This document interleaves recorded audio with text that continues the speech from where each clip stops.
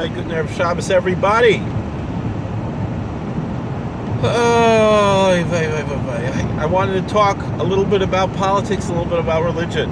Two things we're taught not to talk about in polite company, but that's what I do here. Anywho, so first, I've never been accused of being polite company anyway, right? So the first thing that we want to talk about is the reopening, for example, in Georgia. And I listened to many different speakers. I heard, Dick Morris was very upset at the governor of Georgia for reopening, and he said that President Trump should really crack down on him and this and that. I think this is an opportunity, though, to demonstrate who we are as American people. That we don't need the threat of a fine or jail to do what's right. Meaning, just because you're allowed to open doesn't mean you have to open. You understand? Meaning, the governor of Georgia isn't saying, "Thou shalt open thy nail salons and bowling alleys." No, he's saying you can. He's not saying if it's smart or dumb or this or that. He's just saying you can, and he said it's based on science and so forth. But the point that I'm saying here is, well, you don't have to open them as business owners.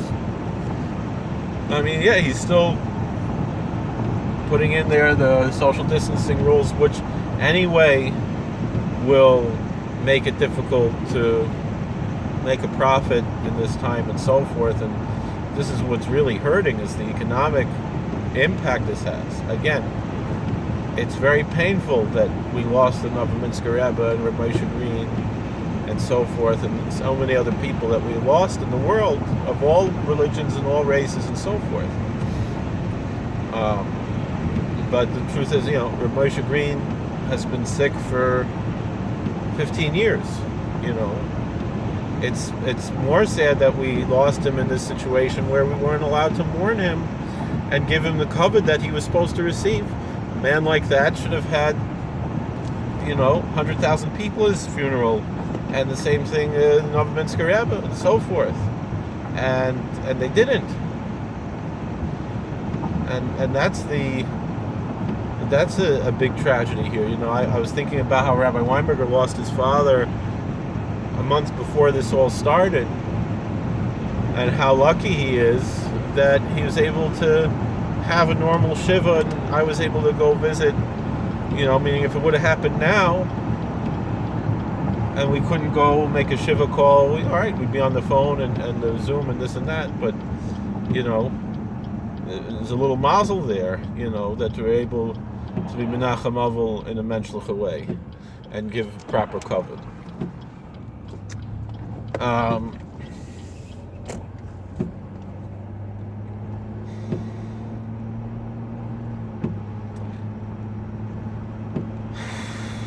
So that's my point. All these who are saying that President Trump should, he did his due diligence of expressing himself, saying that he doesn't like it, but it's not his job to be a dictator and tell Georgia what to do and so forth. And the same thing, just as much as like Governor Cuomo said, truthfully, but it was a question nobody asked. It's the same thing when he was talking about, opening up again. He was like, well, Trump can't force us to open up. He's not going to. Nobody's being forced to do. Nobody should be forced to do anything. We're Americans. And we can be smart without being forced to be smart. We don't need the nanny government saying, "Oh, are you kids behaving yourselves? Everything all right in here?" "Yes, nanny." We're not the Muppet Babies here, So that was the one point. Now this week's Parshas Metzora, Tazria Metzora, talks about disease, even mentions social distancing, covering your face, although maybe it was the other way that they covered, but they said, you're covering your mustache. your upper lip, and all this, so it's the same thing, covering the face, social distancing, all these things. We have to take a spiritual lesson out of all this, because all of these, it's not a coincidence that this is happening now when we're reading these parshios, that we always teach because of the story of Miriam, that there's a reason why these afflictions come upon us, and it's not, merely the physical ailment that may or may not be contagious. Depends on which Rishonim you ask. But also the spiritual aspect of any malady. And there's something to be said about covering up our face. So that could be a little reminder to us, perhaps. We can use this as a tool to make sure that we're not going to speak Lashon Hara or whatever else it is.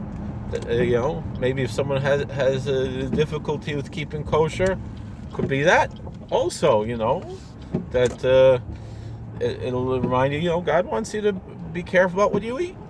But other traditions say the same thing, but it comes from us. It said, we have to be more careful about what comes out of our mouth and what comes into our mouth. And it's a Jewish idea too. Just because somebody else who happened to be Jewish said it doesn't make the idea not kosher.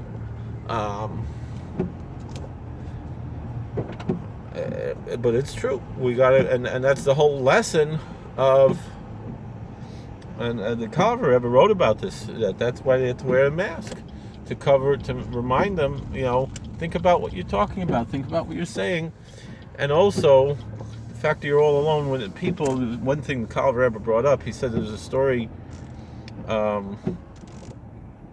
Rabbi Yisrael Salanter that someone came and said, there's in the town here, there's a disease rampant, and I think it's because this guy is such a big sinner. So then Rabbi Yisrael Salanter said that you gotta look at yourself first instead of somebody else. That's why the Metzora had to be all alone, because if you like to say Lashon Hara about somebody else, look in yourself. Maybe you have some Lashon Hara to say about yourself. Maybe you have averos that you have to fix yourself, and we're not just talking about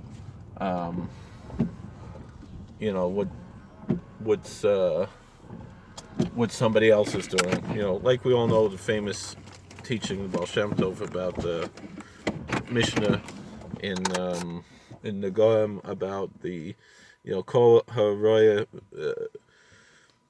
Hakol Royim in the Goem Chutz Me'atzmo Chutz Menigei Atzmo, that the Kohen was allowed to check a nega on another person. We could not check a nega on himself, a leprosy on himself.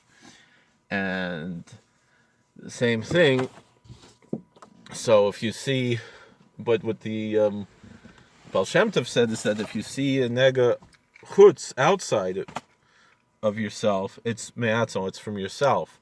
Meaning you're projecting someone else's problem. Kol poisel b'mum poisel. So that's something to think about. And that's why we're wearing a mask. Maybe be a little reminder to us. Be careful what you talk. Be careful what you say. Be careful what comes out of your mouth. Not just the coughs and sneezes, but the bad words and that can, and the negativity that can spread to other people. And the opposite is true as well. If a negative attitude is a contagious disease, a positive attitude can be too. A smile, which you sometimes you smile and you see the eyes. When Irish eyes are smiling, Jewish eyes are smiling, right? You can still see a smile behind a mask. It's an amazing thing how you can know somebody's smiling behind these face masks, even though their mouth is covered. That positive attitude can be spreading as well, and let's spread some good vibes too, because because I'll say whatever happens in the negative is always more in the positive.